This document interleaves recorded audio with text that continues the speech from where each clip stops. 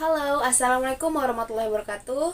Nama saya Anissa Hanif, NIM 19143037. Saya dari kelas Asuransi Syariah semester 4B. Video ini bertujuan untuk memenuhi ujian akhir semester mata kuliah Komunikasi Bisnis yang dibimbing oleh Ibu Herlina Pratiwi, MPD. Langsung saja kita masuk ke tema yang akan aku bahas di video kali ini. Tema kali ini adalah laporan dan proposal bisnis. Pasti kalian pernah yang namanya membuat laporan dan proposal bisnis.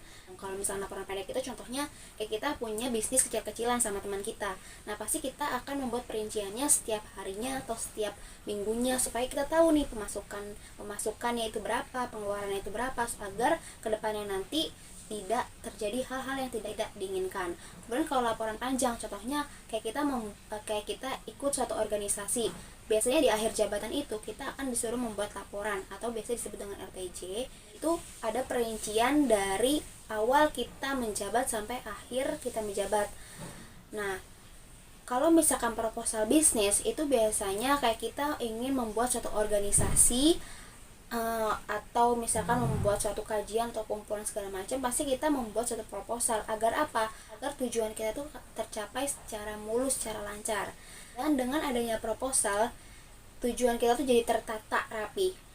Dan syukur alhamdulillahnya kalau misalkan kita memberikan proposal kepada orang-orang yang tepat, kita akan dibantu oleh orang tersebut bisa melalui uang ataupun barang.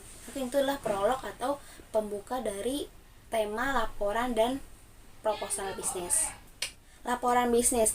Laporan bisnis itu mempunyai berbagai macam karakteristik dan ini harus ada dalam laporan bisnis tersebut. Seperti apa sih? Seperti netral, tidak berpihak, objektif, menyajikan data, disusun secara sistematis, menyangkut informasi eksternal maupun internal.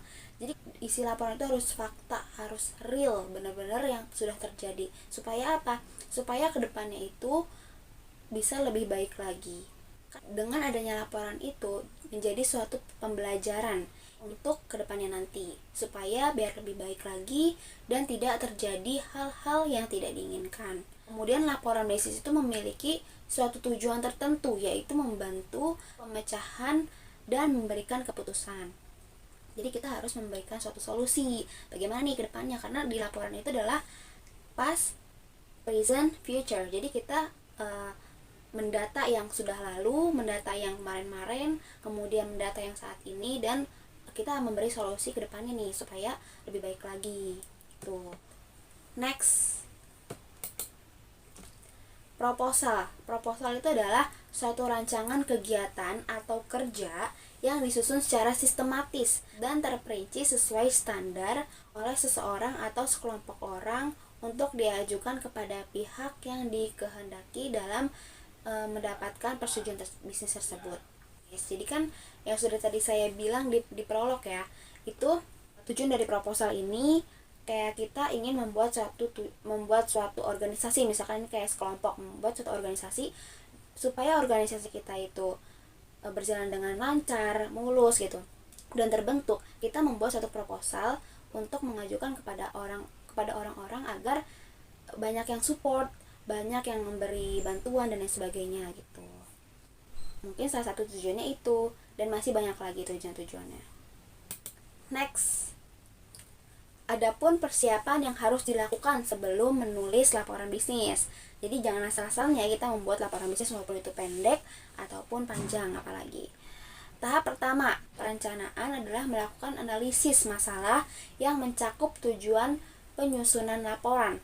Jawaban terhadap pertanyaan-pertanyaan akan membantu dalam menetapkan masalah, tujuan, ruang lingkup, dan judul suatu laporan. Dan biasanya di dalam isi laporan tersebut kita juga harus tahu nih, kira-kira ini laporan untuk siapa, kemudian idenya, kemudian kita harus juga menentukan suatu ide atau gagasan dalam isi tersebut, kemudian mengumpulkan bahan-bahan yang yang diperlukan, menganalisis dan menafsirkan data, kemudian mengorganisasi data dan mempersiapkan kerangka akhir. Jadi kita harus tersusun secara rinci. Next. Penulisan singkat laporan dan proposal bisnis. Nah, penulisan laporan dan proposal dalam suatu perusahaan atau lembaga-lembaga gitu, lembaga bisnis, memiliki konsep atau pengertian yang beragam tergantung persepsi dan pemahaman setiap pakar bisnisnya.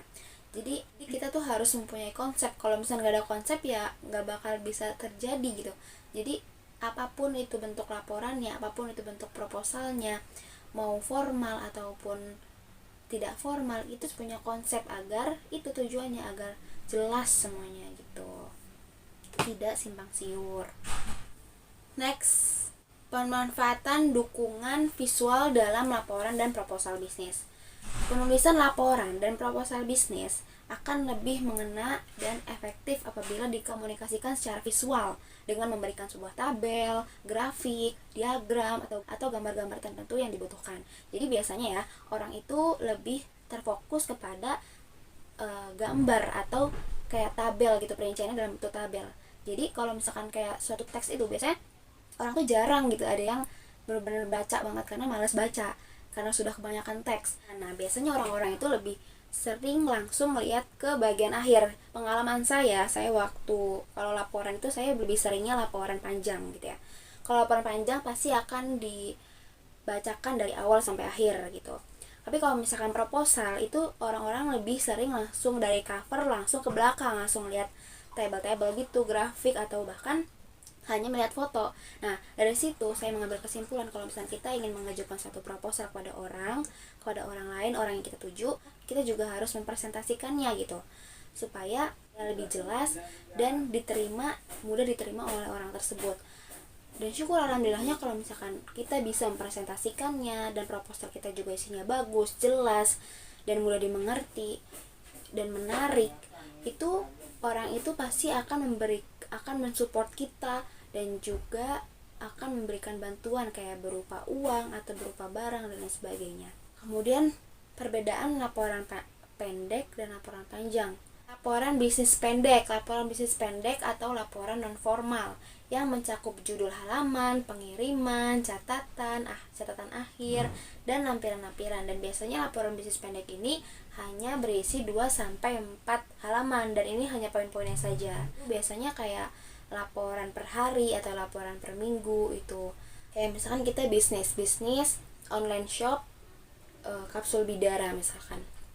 Supaya lebih jelas ke depannya, ke depannya itu lebih baik lagi, kita membuat laporan per harinya, kira-kira pemasukannya berapa, pengeluarannya berapa, dan yang hilang begitu aja juga berapa. Pasti kita harus tahu supaya hal yang tidak diinginkan pada hari ini tidak terulang lagi di hari berikutnya begitu. Dan ini adalah laporan pendek.